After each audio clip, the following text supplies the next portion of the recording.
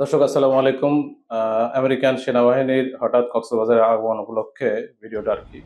কক্সবাজারে fire service সদস্যদের প্রশিক্ষণ, কক্সবাজার সমুদ্র সৈকত ফায়ার সার্ভিস কর্মীদের প্রশিক্ষণ দিয়েছে যুক্তরাষ্ট্র সেনা ও বিমান বাহিনী। প্রশিক্ষণ শুরু হয় গত 18 মে।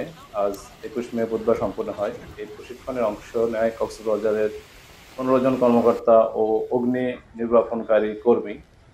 কক্সবাজার ফায়ার সার্ভিস ও সিভিল ডিফেন্সের উপসহকারী পরিচালক মোহাম্মদ আনহারুল ইসলাম জানান, বন্যা, জলোচ্ছ্বাস ও ঘূর্ণিঝড় কবলিত ভিকটিমদের উদ্ধারে ফায়ার সার্ভিসের 4 দিন ব্যাপী প্রশিক্ষণ কার্যক্রম সম্পন্ন হয়েছে। বুধবার সকালে কক্সবাজার সমুদ্র সৈকতের প্যারাসেলিং পয়েন্টে এই প্রশিক্ষণ কার্যক্রম সম্পন্ন হয়।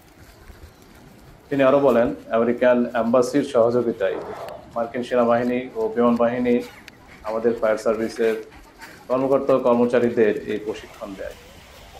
আজ প্রশিক্ষণপ্রাপ্তদের মাঝে সনদ বিতরণ করেন প্রশিক্ষকরা।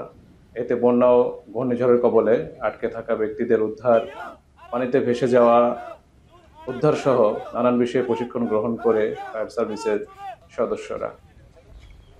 এদিকে প্রশিক্ষণের বেশ কিছু ছবি ছড়িয়ে পড়ে সামাজিক যোগাযোগ মাধ্যমে, যা নিয়ে নেতিবাচক মন্তব্য করতে দেখা গেছে নেটিজেনদের।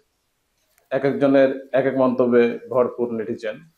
এ বিষয়ে জানতে চাইলে তানহারুল ইসলাম বলেন, তেমন কিছুই নয়, আমরা শুধু প্রশিক্ষণ নিয়েছি, প্রশিক্ষণ শেষ, তারা আজই কক্সবাজার থেকে চলে যাবেন।